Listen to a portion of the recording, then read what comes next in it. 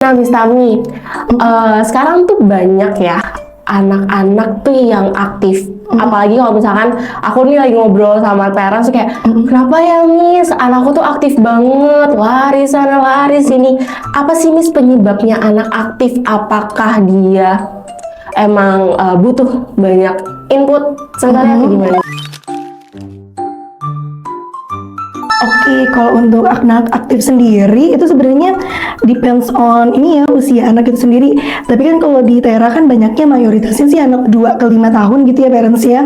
Memang kalau untuk anak-anak di usia 2 ke 3 tahun itu untuk motorik kasarnya memang lagi prosesnya lagi kayak meledak-meledaknya kayak gitu ya parents. Jadi memang salah satu yang bisa kita kenal juga dia dikenal sebagai terrible two seperti itu. Jadi anak-anak udah mulai yang muncul tantrum, terus juga udah mulai apa-apa dikit-dikit nangis atau apa-apa dikit-dikit lari atau tadi bosenan seperti itu. Sebenarnya kalau dari dunia tumbuh kembang itu memang sudah ada di tarafnya, memang ada di taraf itu sih. Jadi kalau untuk anak aktif sendiri itu depends dari usia anak tersebut. Sebenarnya kalau dia masih ada di usia 2 tahun, 2 ke 3 itu masih oke. Cuman kalau anak-anaknya udah mulai masuk ke dunia sekolah atau di usia-usia 4 ke 5 atau bahkan 6 ke 7, ini kan udah usia sekolah dasar ya.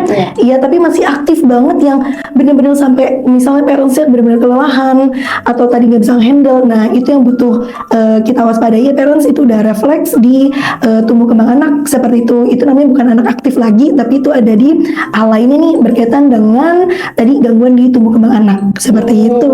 Berarti kalau misalkan parentsnya mengeluhkan anak yang aktif tapi ternyata dilihat anaknya umurnya masih 2 sampai 3 tahun, berarti itu wajar ya Miss ya?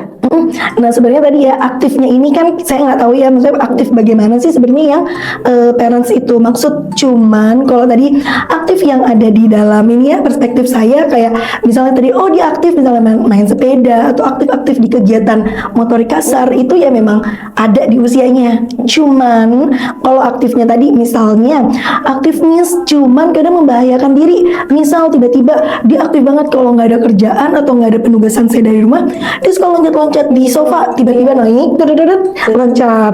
Atau dia naik ke kasur nih, Miss. Naik ke kasur, dia tumbuk-tumbuk itu bantal tambah tinggi, nanti dia lompat-lompat, nanti lompat ke bawah. Seperti itu. Jadi kegiatan-kegiatan yang kadang membahayakan. Atau gelantung-gelantung di ini, di ventilasi-ventilasi jendela, atau di ini, di pagar-pagar dia pancatin, seperti itu kan membahayakan diri ya.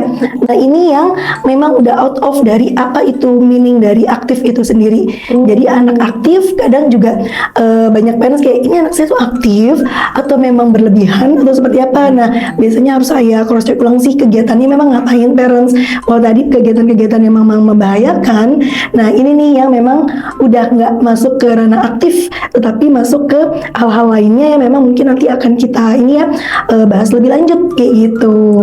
Oke Miss. Nah kalau misalkan nih anak itu kan energinya tuh gede banget nih Miss gitu. Gimana sih cara kita tuh mengalihkan energi anak yang aktif banget itu ke aktivitas yang positif atau yang terarah?